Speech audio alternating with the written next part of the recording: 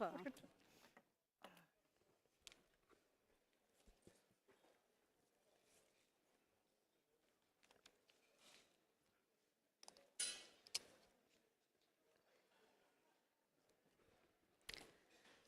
Wow, is it really the Innovation Days? Welcome all to this.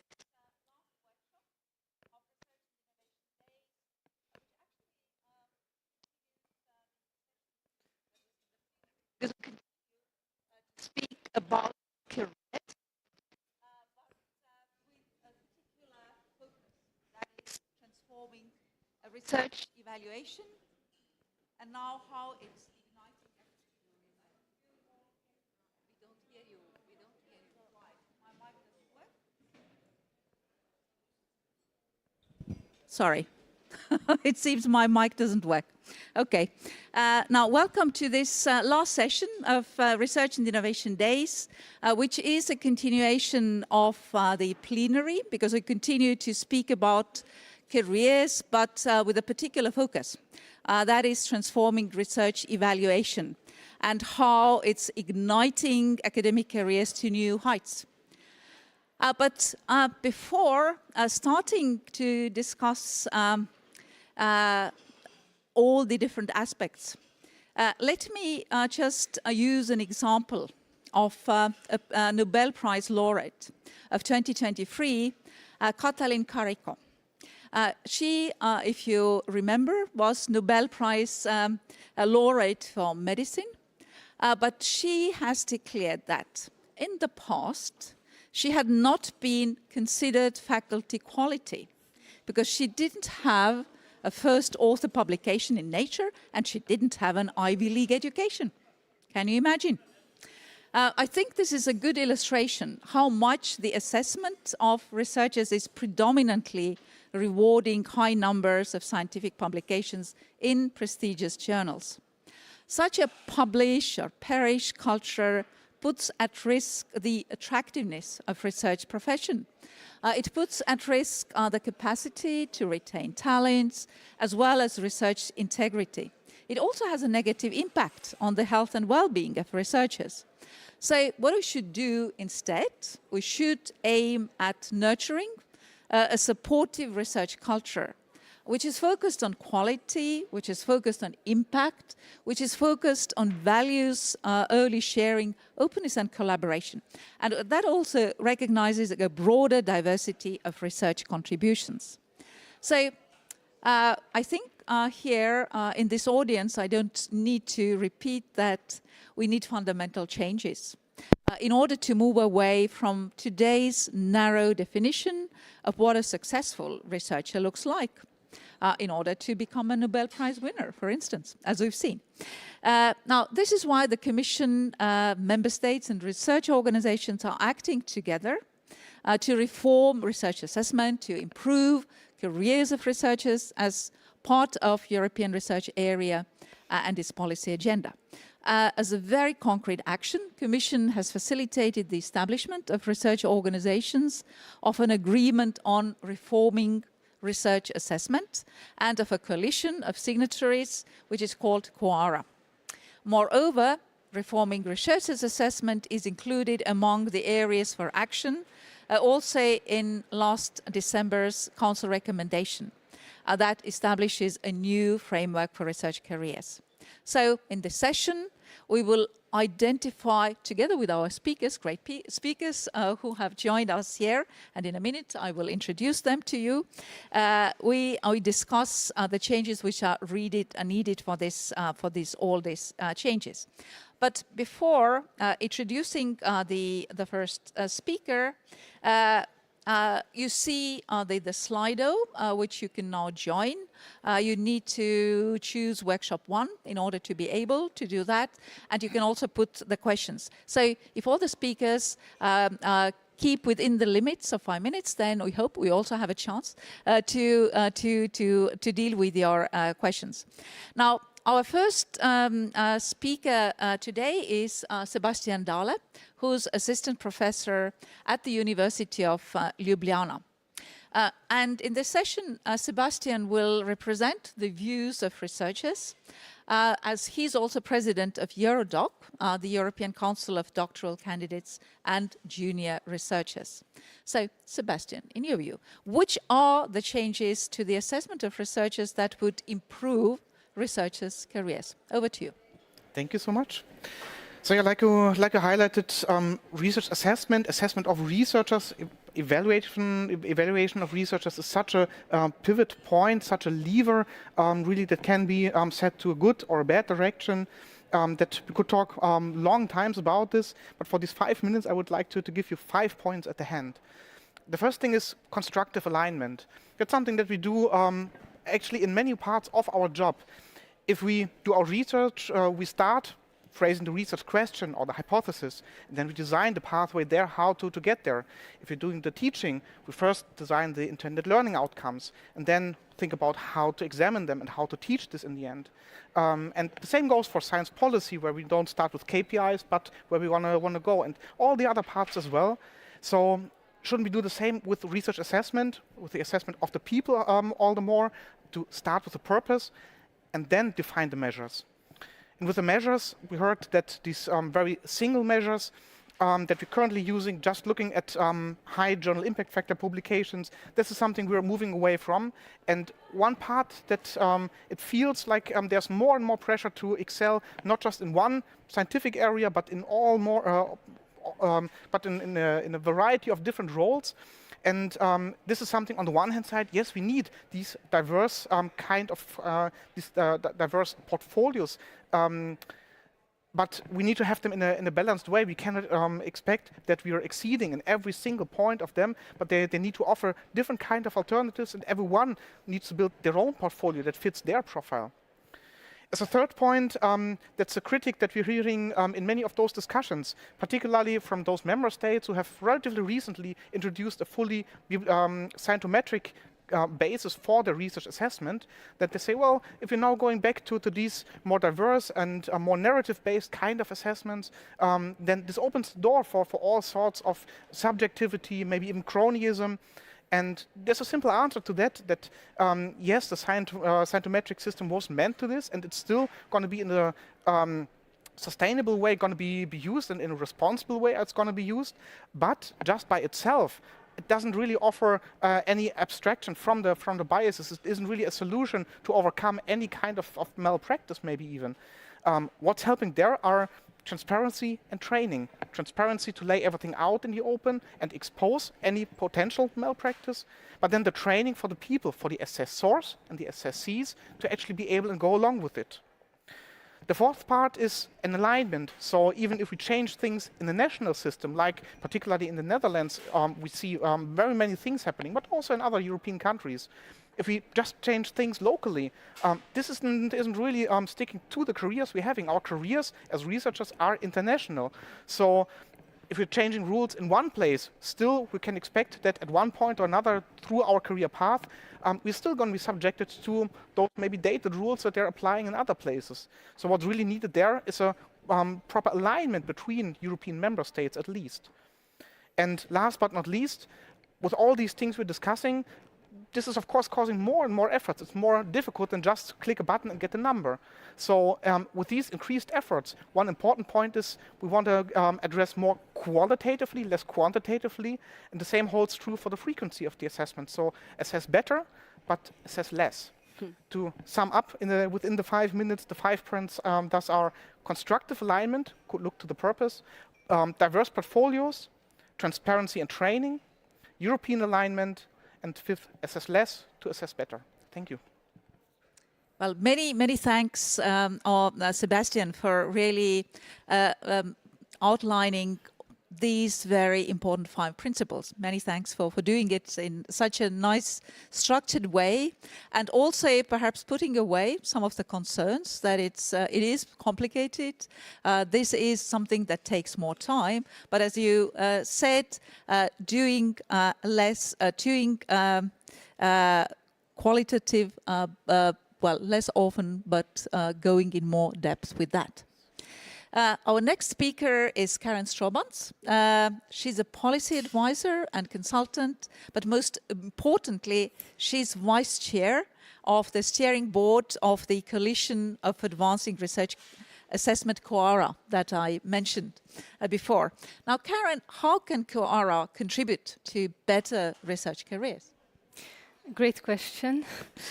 First, I want to say that I agree with everything Sebastian said, really good points. So coming to COARA, so at the core of the coalition is an agreement that includes commitments. And the first of those commitments actually centers around moving towards recognition of more diverse contributions of researchers, but also more diverse careers. And I think in that commitment is the avenue for where I believe COARA can have the most positive impact on research careers. In relation to that commitment, there are some really challenging points. And of course, the coalition was created for institutions, organizations, funders to come together and support each other in making those changes set out in the agreement. And so COARA's role is really in ensuring there's mutual learning, there's exchange, and that some of these key challenges can be overcome together.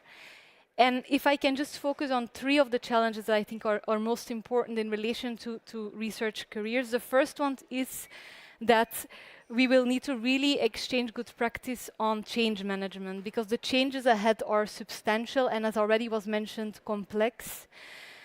So if we really want to see this diversification be implemented, we will really need to focus on that change management. And that will sometimes mean implementing quite different things from what we're used to now. If I can give one example, if we want to see more diversification in the profiles of researchers, we're going to have to see different job descriptions. We're going to have to work with institutions to think about, go back, as Sebastian said, what do they value, what does that mean for their strategy, and what does that mean for the teams they need and the individuals in those teams. And I think we will need to see different job descriptions for researchers if we want to see different profiles, but this will really be a complex change. It will be a very big move from where we are now in the research system, and specifically in universities. The second point is to ensure that the direction of travel is diversification, rather than expecting that every researcher makes every possible type of contribution that you can imagine, because that would be, I think, the wrong direction. And the agreement actually says specifically each individual researcher should not be expected to contribute to all these possible activities. And then finally, a last challenge is really around enabling the development of qualitative approaches that will be central to evaluating such diverse profiles and such diverse ways in which people contribute to research. Still, as Sebastian also alluded to, supported by quantitative approaches, though I am personally sometimes a bit worried that we are going to create huge rubrics of metrics on all the kinds of things you can imagine, which would, I think, put pressure for institutions and for people to try and tick all the boxes, and that is not the direction we want to go in. I think the qualitative approach is going to be more appropriate for reaching a point where we can have this diversification that we are envisioning. And then, as a very final point, I just wanted to add that while academic career assessment was outside of the scope of the initial agreement that COARA centers around, organizations are actually taking the opportunity to extend the principles and the commitments of the agreement to academic career assessment.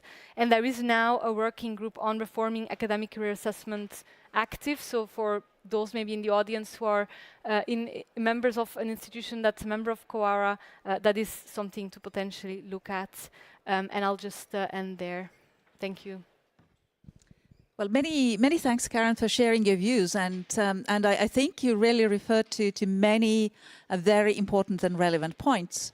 Well, clearly, we always have to keep an objective in mind, and if the objective is really to have diversified careers, to give the opportunities for everyone, and certainly not we are not unique. Well, we are all unique. We are not according to one and the same model.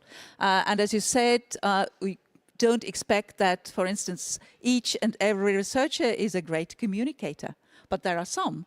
And certainly this could be then the career path that they would follow. Some others are really great teachers, so they can really spend more time on that, and so on and so forth. So it's not just ticking the boxes, but really having always the objective in mind and giving the opportunities, particularly for the young researchers, because this is what is very much also behind of all of that discussion. And as you represent COARA, I think what is really great about it, as you said, that it's representing the different organizations, also it has a global outreach. The Global Research Council, the research funding, and also the universities are members there. So a great of diversity there as well. Now, and the last speaker on our panel, whom now I'm great to introduce, is Pastora Martinez Samper, Commissioner for International Action at the Open University of Catalonia in Spain. So now the perspective from the point of view of the university, but you are also co-chair in the COARA working group on reforming academic career assessment. So now I'd like to ask you, what are the changes to the assessment of researchers that universities in particular should implement to remain attractive and also in order to increase their impact? Now, over to you. Thank you very much. Thank you very much for the invitation. Not an easy task to bring here the voice of universities because there's a huge diversity. But in fact, there are some common points and there are things we are already working together. So let me start by saying that this lack of attractiveness of the academic career is a hot topic currently in the discussions at university level, and was something also highlighted in the EUA, in the European University Association Autonomy Scoreboard, last edition published last year, when it was highlight this topic as an issue, and pretty much related to the promotion, retention, recruitment paths that we have. Good news is that we are not just concerned as universities and also research centers on this lack of attractiveness and the need for reform on there. So we are actually moving forward to improve our academic career system as a whole. And proof of this is this willingness is the high number of universities already involved in COARA, over 300 current, 300 universities across Europe. So we are actually there, have signed the COARA agreement in order to make some steps and movements. What it is also important here to say, and I think it's worth to mention, is that there's already a consensus that COARA is the way. So there's no discussion right now that is COARA principles and commitments is the way to follow. And COARA brings us a very necessary space to learn together. And this is something Karen mentioned also. It's great for us because, let's be honest, the biggest challenge here is how do we move in that direction without damaging the careers of the people already in the system, with a special focus on early career researchers and academics. So coming specifically to the changes, I have 3, not 5, Sebastian, I have 3 of them for the institutional level. First, we need more flexibility in the recruitment and promotion paths. And this is something also highlighted in the EUA autonomy scorecard, that one of the major critical points of tension when talking about staffing matters is about the rigidities of the systems. And I would say it in plural, because there are many different university systems across Europe. So that's why we need this flexibility. But together with the flexibility, also we need this European alignment that Sebastian was mentioning previously again, because we need to make this step forward at the European scale at the global scale, must say, and take into account that we have very different, huge heterogeneity, diversity among universities and also university systems across Europe, with a highly regulated also institutions at national level. So this is something we must take into account. And the third point here, and when talking about universities and what universities can do, something that we agree is that we have to consider all the roles and the tasks that the academics fulfill across their careers, and not just research, which is usually what do we assess when we are talking about recruitment and also promotion. So this is something that we should keep into the assessment reform, and Karen was mentioning that, also take into account all the other activities. I mean, teaching, innovation, leadership, service to society, so all the different activities there. And for that reason, from the EUA, we promoted that working group in Coara on academic career assessment, and now we are over 30 organizations together with associations of researchers, individual universities, associations of research centers and universities. And now what we are doing is creating a mapping of different good practices of what's going on, not just in Europe, also beyond Europe. And also the good news of this willingness is that we have a survey going on. And we already compile over 300 practices, good practices for the moment in the survey. We will analyze them in order to create a flexible toolbox to inspire each other in order to learn together. So let me just finish with a call. And if there are higher institution representatives, research center representatives in the room or listen to us by streaming, please complete that survey, because working together we will go faster and better. Thank you. Well, that's great. Many thanks, Pastora, many thanks, Pastora, for providing us with the perspective of universities, and many thanks also for the 3 points and outlining where really we can learn from each other. And I think this brings back to the point that Karen also made. The change management is really, it's not an easy task. It's always easier to do the way you've done than before, than to change things. But it's important first to acknowledge the need for change and then really take an action.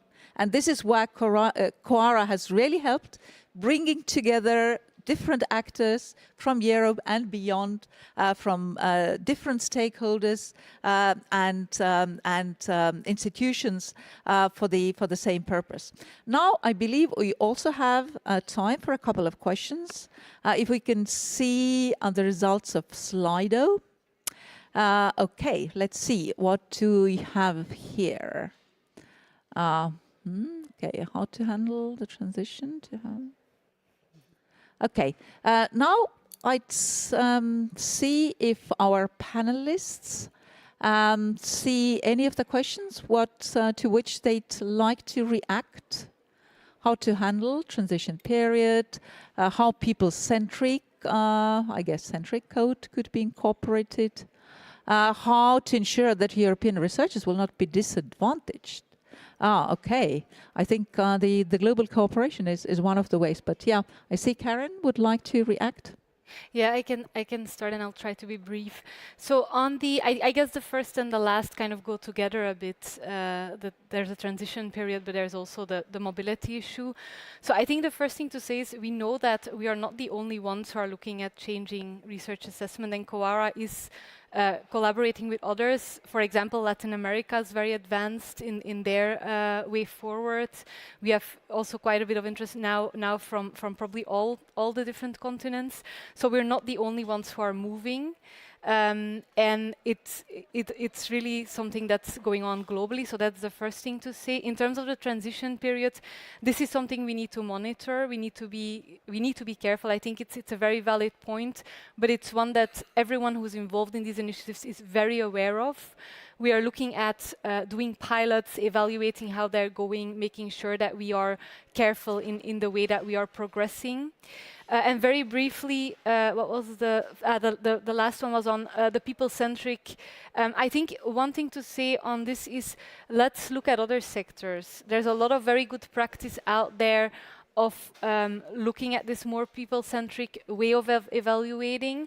And I'm not saying that universities should use the model that every other sector uses. It is a very specific environment, but there's definitely lessons to learn and to combine with existing practices. Well, many thanks. Pastora, you'd like to react as well, please. Yeah, so about the transition period, because I think this is not going to happen tomorrow. So this is it's going to take a while, and we are learning together how to do it. And I think changes are going to be implemented slowly and see whether they are good or not. And I think here research on research is very important, no? Having those evidences. But I think it's not a new way for evaluating. We've been evaluating, thanks to peer review, for many years. So I think we do know how to evaluate it. The thing is transitioning from the paper-centric to the people-centric way. And this is going to take a while. So I think, things are moving, slowly, but moving. Now, Sebastian, you've been listening to all what has been said. You were the first to speak. Any comments, additional comments on your side before we conclude the session? Absolutely, yes. So the questions are representing the worries, what will happen with a change. But I would actually turn this around and rather put this in the positive light, to say we are trying to change research assessment to get to better rewarding, to better incentivizing good science and good careers. If this is something that's going to be somewhere else disregarded, that's their issue, not our issue. But if we are actually rewarding good science and good careers, that's going to help us as the researchers, that's going to help us as science, as the academic endeavor. And so I think that's the way to look at it.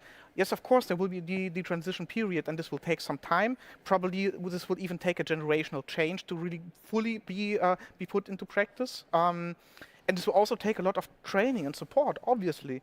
But it's something where we really strive for something better and should not just look back to what other people are very centrally doing. Learn from good practices that are already developed elsewhere, but not be afraid to do or try to do something better. Can I add one sentence? I'm worried about what will happen if we don't change. Yes, indeed. Right. And maybe for last word then, indeed with this then, we were talking a lot about the assessment of the individual researcher, but this is also something that translates to the next level. So if you're looking at the institutions, then we should maybe also not just evaluate some very narrow research outputs, but maybe also other parts, including the mission of the institutions. How do they actually do with the research careers? Thanks. Well, many thanks to all the panelists for your great contribution. And I think it's again, it's important that the change is not there for the sake of change. It's there in order to have better careers, in order to have better research. Just before concluding and thanking our speakers, a few key messages that I think we can take from here. First, better recognizing the diversity of research outputs, researcher tasks. Well, it doesn't mean that all researchers need to excel on everything. There should be really a diversity of research roles and careers. Then another key message is that more qualitative assessment is needed, but this comes with several challenges, in particular more demanding reviewers, so probably need to assess less frequently if we want to assess better.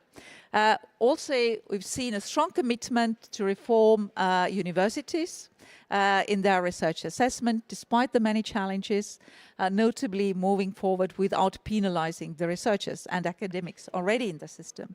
And the last message I retain is a strong expectation to also work at the European level, to work at the global level, and certainly I can also say that the Commission, European Commission, is committed to continue to support you all on all this way in order really to have better careers for better researchers in the future.